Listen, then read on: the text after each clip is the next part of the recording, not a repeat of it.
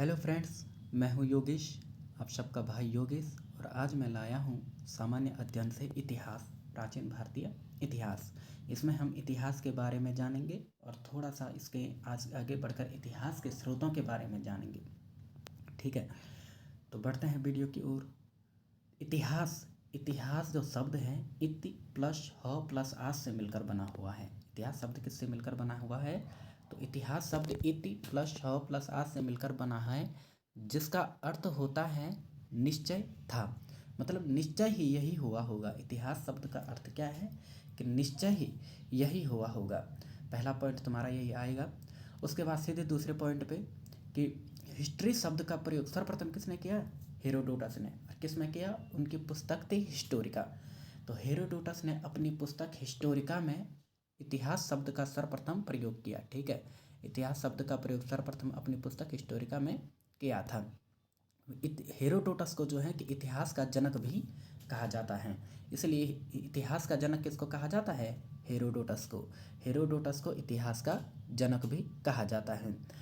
अध्ययन की सुविधा की दृष्टि से इतिहास को बांटा जाता है 3 भागों में: प्राचीनकालीन इतिहास, मध्यकालीन इतिहास और आधुनिक कालीन इतिहास, आधुनिक भारतीय इतिहास जो भी है। ठीक है, अब बढ़ते हैं हम दूसरी ओर कि इतिहास को जानने के स्रोत। इतिहास को जानने के लिए 2 स्रोत आते हैं। पहला साहित्यिक स्रोत, दूसरा पुरातात्विक स्रोत। अब साहित्यिक स्रोत में हम किन चीज़ों का अध्ययन करेंगे? तो साहित्यिक स्रोत क्या होता है कि साहित्यिक स्रोत धार्मिक साहित्य, इसमें हम पढ़ेंगे इसको 2 भागों में बांटा जाता है: धार्मिक स्रोत और लौकिक, धार्मिक साहित्य और लौकिक साहित्य। अब धार्मिक साहित्य में क्या आएगा? धार्मिक साहित्य में भाई धर्म से जुड़ी चीज़ें आएंगी, है ना। तो धार्मिक साहित्य को भी 2 भागों में बांटा जाएगा: ब्राह्मण ग्रंथ और गैर ब्राह्मण ग्रंथ। ठीक है, अब ब्राह्मण ग्रंथ में क्या आएगा कि वेद हो गया, पुराण, आरण्यक, उपनिषद, ये सारे किस में आएंगे? वेद ग्रंथ में। ठीक है, अब दूसरा गैर ब्राह्मण ग्रंथ, जैन, बौद्ध धर्म आदि धार्मिक जो ग्रंथ हैं वो आएंगे इसमें। अब लौकिक साहित्य में क्या आएगा भाई? लौकिक साहित्य में आएगा ऐतिहासिक ग्रंथ और उनकी जो जीवनी है, ऐतिहासिक ग्रंथ और उनकी जीवनी। अब पुरातात्विक स्रोतों में आएगा अभिलेख आएंगे, सिक्के आएंगे, स्मारक, जो हमने इसका सेकंड पढ़ा था साहित्यिक स्रोत और पुरातात्विक स्रोतों में। तो हमने साहित्य स्रोत तो देख लिया कि भाई साहित्य स्रोत धार्मिक और लौकिक साहित्य को बांटा जाता है। साहित्य स्रोत को 2 भागों में, धार्मिक साहित्य और लौकिक साहित्य में बांटा जाता है। अब हम देखेंगे पुरातात्विक स्रोत में हम किन चीज़ों का अध्ययन करेंगे। तो जो ये पुरातात्विक स्रोत है इसमें अभिलेख, सिक्के, स्मारक, मूर्तिकला, चित्रकला, इसका जो है कि हम अध्ययन करेंगे। ठीक है, अब आते हैं हम ब्राह्मण साहित्य पे। तो ये इम्पोर्टेंट नहीं है। ब्राह्मण जो ग्रंथ हैं प्राचीन भारतीय इतिहास की जानकारी के हेतु महत्वपूर्ण है। अब हम सीधे आते हैं वेदों पे। अब वेदों में हम पहला पॉइंट नोट करिए कि से जो वेद जो है सबसे प्राचीनतम वेद, साहित्य के सबसे प्राचीनतम ग्रंथ कौन सा है? वेद। और वेदों में भी सबसे प्राचीन कौन सा वेद है? तो वो है ऋग्वेद। ठीक है, और वेदों की संख्या मानी गई है 4। वेदों की संख्या कितनी मानी गई है? 4 मानी गई है। ठीक है, वेदों की संख्या कितनी मानी गई है? 4। अब आते हैं हम ब्राह्मण ग्रंथों पे। इनकी रचना जो है, ब्राह्मण ग्रंथों की जो रचना है साहित्यों की व्याख्या हेतु सरल गद्य में की गई। ब्राह्मण का अर्थ क्या होता है? इसका पहला पॉइंट आएगा कि इसका अर्थ होता है यज्ञ, और यज्ञ के विषयों का प्रतिपादन करने वाले ग्रंथ ब्राह्मण कहलाते थे। यज्ञ के विषयों का प्रतिपादन करने वाले, इसी का सब पॉइंट है ये। ठीक है, इसी का सब पॉइंट, इसका सब पॉइंट आएगा कि यज्ञ के विषयों का प्रतिपादन करने वाले ब्राह्मण कहलाते थे। ये इसका सब पॉइंट है। ठीक है, ये इसका क्या है? सब पॉइंट है। तो हम अब आते हैं अरण्यक। अब अरण्यक क्या होता है? अरण्यक ग्रंथ के अंतिम भाग हैं। अरण्यक ब्राह्मण ग्रंथ के अंतिम भाग है। ब्राह्मण ग्रंथ के अंतिम भाग क्या कहलाते हैं? तो अरण्यक जो है कि ब्राह्मण ग्रंथ के अंतिम भाग कहलाते हैं, जिसमें दार्शनिक एवं रहस्यात्मक विषयों का वर्णन किया जाता है। अरण्यक में रहस्यात्मक और दार्शनिक विषयों का वर्णन किया जाता है। अब भाई अरण्यक को अरण्यक क्यों कहा गया? क्योंकि ये जंगल में पढ़े जाते थे। अरण्यक को अरण्यक क्यों कहा गया? तो इसी का सब पॉइंट है कि अरण्यक को अरण्यक इसलिए कहा जाता है क्योंकि यह जंगल में पढ़े जाते हैं। अरण्यक कुल कितने हैं? सेकंड सब पॉइंट इज अरण्यक कितने हैं? तो अरण्यक हैं कुल 7। ठीक है, अरण्यक कितने हैं? अरण्यक हैं 7। अब आते हैं हम उपनिषदों पे। उपनिषद का अर्थ होता है समीप, नि का अर्थ हो निष्ठापूर्ण और सद का अर्थ होता है बैठना। उपनिषद जो है कि गुरु के समीप रहकर विद्या प्राप्त करना या गुरु के समीप बैठकर विद्या प्राप्त करना ही उसे उपनिषद कहते हैं। मतलब जिस रहस्य में जो है कि विद्या का ज्ञान गुरु के समीप द्वारा किया जाता है, गुरु के समीप रहकर विद्या ग्रहण की जाती है, तो उसे कहते हैं उपनिषद। ठीक है। और बौद्ध वैदिक साहित्य के अंतिम भाग के कारण इन्हें वेदांत भी कहा जाता है। उपनिषदों का अन्य नाम क्या है? उपनिषदों को कहा जाता है, इसका सेकंड पॉइंट आएगा कि उपनिषदों का अन्य नाम है वेदांत। ठीक है। उपनिषदों को हमें आर्यों के प्राचीन दार्शनिक विचार प्राप्त होता है। और भारतीय जो आदर्श वाक्य सत्यमेव जयते किस उपनिषद से लिया गया है? तो भारतीय जो आदर्श वाक्य हैं सत्यमेव जयते वो लिया गया है मंडूको उपनिषद से। ठीक है, ये इंपॉर्टेंट है कि भारतीय जो आदर्श वाक्य सत्यमेव जयते हैं किस उपनिषद से लिया गया है? तो ये लिया गया है मंडूको उपनिषद से। और जो उपनिषदों की संख्या है, उपनिषदों की संख्या कितनी है? तो उपनिषदों की संख्या है 108। उपनिषदों की संख्या कितनी है?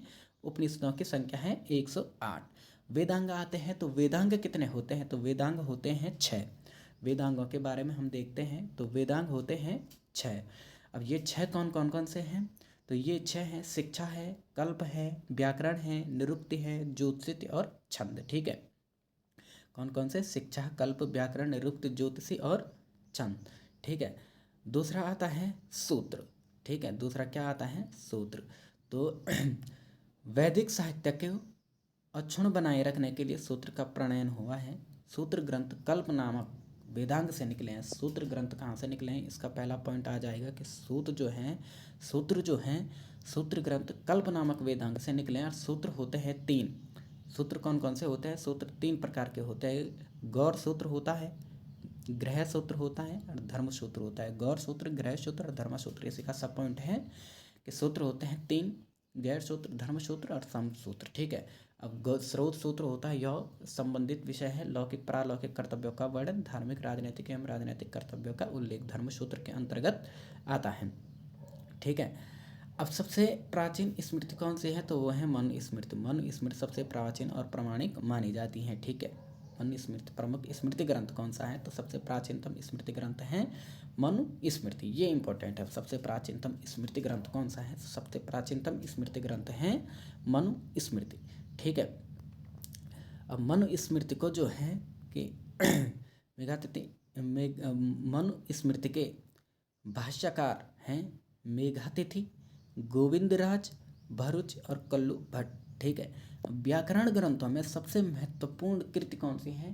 तो ये है कौन सी? अष्टाध्यायी की अष्टाध्यायी। अष्टाध्यायी किसकी हैं? पढ़ने की। ठीक है, अष्टाध्यायी किसकी हैं? पढ़ने की। ठीक है, अष्टाध्यायी किसके हैं? पढ़ने की। अब पुराणों की बात करते हैं तो पुराण जो हैं, पुराण कितने हैं? पुराणों की संख्या मानी गई है 18। पुराणों की संख्या मानी गई है 18। अब पुराणों की रचना किसने की है भाई? तो पुराणों की रचना की है लोमहर्ष और उसके पुत्र उग्रश्रवा ने। लोमहर्ष और उसके पुत्र किसने? उग्रश्रवा ने। ठीक है।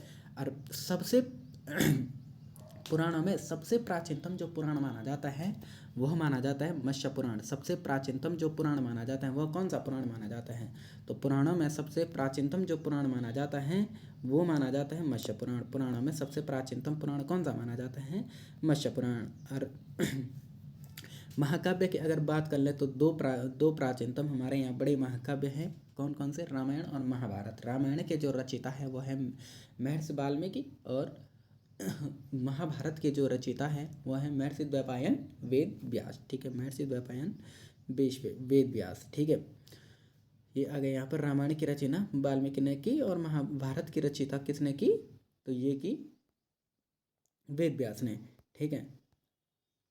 अब आते हैं हम बौद्ध साहित्य की ओर। बौद्ध साहित्य का सबसे प्राचीनतम ग्रंथ कौन सा माना जाता है? तो बौद्ध साहित्य का सबसे प्राचीनतम ग्रंथ त्रिपिटका है।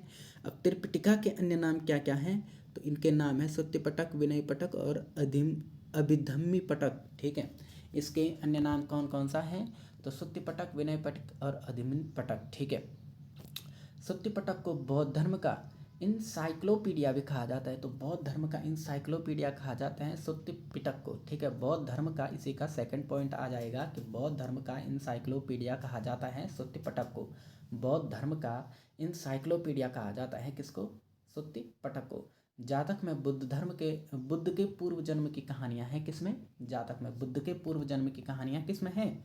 तो इसी का थर्ड पॉइंट आ जाए, ये भी पूछा जाता है कि भाई बुद्ध के पूर्व जन्म की कहानियां किसमें हैं? तो बुद्ध के जो है कि पूर्व जन्म की कहानियां हैं जातक में। बुद्ध के पूर्व जन्म की कहानियां किसमें हैं? जातक में। एक बात याद रखना कि जो बौद्ध साहित्य है वह पाली भाषा में लिखा हुआ है, और जो जैन साहित्य है वह प्राकृतिक भाषा में लिखा है। जिस प्रकार से हिंदी का विकास हुआ है ना, हिंदी भाषा का, पहले संस्कृत थी, संस्कृत से पाली में आई, पाली से प्राकृतिक में आई, प्राकृतिक से अपभ्रंश में आई, अपभ्रंश से कहीं कहीं पर अवहट भी लिखा जाता है। उसके बाद प्राचीन भारतीय भाषा, मध्यकाल, और उसी से संबंधित है कि जो बौद्ध साहित्य जो है, बौद्ध साहित्य पाली भाषा में लिखा हुआ है, और बौद्ध साहित्य जो है कि पाली भाषा में लिखा हुआ है, और जैन साहित्य प्राकृतिक भाषा में लिखा हुआ है। जैन साहित्य की ओर बढ़ते हैं हम। तो जैन साहित्य को आगम भी कहा जाता है। जैन साहित्य को क्या कहा जाता है? जैन साहित्य को आगम भी कहा जाता है। ठीक है, जैन साहित्य को कहा जाता है आगम भी। जैन साहित्य को क्या कहा जाता है? तो जैन साहित्य को आगम भी कहा जाता है। जैन साहित्य को आगम भी कहा जाता है। जैन धर्म का प्रारंभिक इतिहास कल्पसूत्र से प्राप्त होता है। जैन धर्म का प्राचीनतम इतिहास किससे प्राप्त होता है? तो जैन धर्म का जो प्राचीनतम इतिहास है वह कल्पसूत्र से प्राप्त होता है। और ये आ गया, जैन ग्रंथों की रचना जो है कि प्राकृतिक भाषा में लिखी हुई है। ठीक है, ये मैंने अभी बता दिया था कि जैन ग्रंथों की रचना किस भाषा में है। तो जैन ग्रंथों की रचना प्राकृतिक भाषा में लिखी हुई है। अब सबसे महत्वपूर्ण ग्रंथ की बात करते हैं तो जैन ग्रंथों में तो ये आता है हेमचंद का परिशिष्ट पर्वन। सबसे महत्वपूर्ण ग्रंथ किसका है? तो सबसे महत्वपूर्ण ग्रंथ है हेमचंद का परिशिष्ट पर्वन। ठीक है, अब हमारी ये लास्ट स्लाइड है, तो इसमें आते हैं हम लौकिक साहित्य की ओर। तो लौकिक साहित्य क्या होता है कि इस लौकिक साहित्य के अंतर्गत ऐतिहासिक हो गया, आद्य ऐतिहासिक हो गए, विदेशी विवरण की जो जीवनियाँ होती थी उनको रखा जाता था। ठीक है, लौकिक साहित्य में ऐतिहासिक, आद्य ऐतिहासिक और विदेशी जो विवरण एवं जीवनियाँ होती थी, विदेशी विवरण को इसमें रखा जाता था। ठीक है, अब ऐतिहासिक रचनाओं में कौटिल्य के अर्थशास्त्र का महत्वपूर्ण इतिहास। कौटिल्य के अर्थशास्त्र का पिता भी कौटिल्य को कहा जाता है। अर्थशास्त्र शब्द का रचना किसने की थी सबसे पहले? तो ये की थी कौटिल्य। कौटिल्य को चाणक्य और विष्णुगुप्त भी कहा जाता है। ठीक है, अर्थशास्त्र भारत का पहला राजनैतिक ग्रंथ माना जाता है। अर्थशास्त्र को भारत का पहला राजनैतिक ग्रंथ माना जाता है। पहला राजनैतिक ग्रंथ माना जाता है किसको? अर्थशास्त्र को। ठीक है, और इसके अतिरिक्त जो है, अब यहाँ पे कुछ पुस्तकें दी गई है, इन पुस्तकों को नोट कर लो। मुद्रा राक्षस किसकी पुस्तक है? विशाखा दत्त की। कथा सरित हैं सोमदेव की। और बृहद कथा मंजरी है किसकी? क्षेमेंद्र की। बृहद कथा मंजरी किसके है? क्षेमेंद्र की। कल्हण द्वारा रचित रंगणी, कल्हण की पुस्तक का नाम क्या है? रजत रंगणी। कल्हण की पुस्तक का नाम क्या है? तो कल्हण की पुस्तक का नाम है रजत रंगणी। और इसी का सब पॉइंट है, इसी का सब पॉइंट क्या आएगा कि इसी का सब पॉइंट है, कल्हण की पुस्तक तो रजत रंगणी है। इसमें क्या है? तो इसमें कश्मीर का इतिहास, इसमें जो है कि इसका कश्मीर का इतिहास ज्ञात होता है। जो रजत रंगणी पुस्तक है इससे कश्मीर का इतिहास ज्ञात होता है।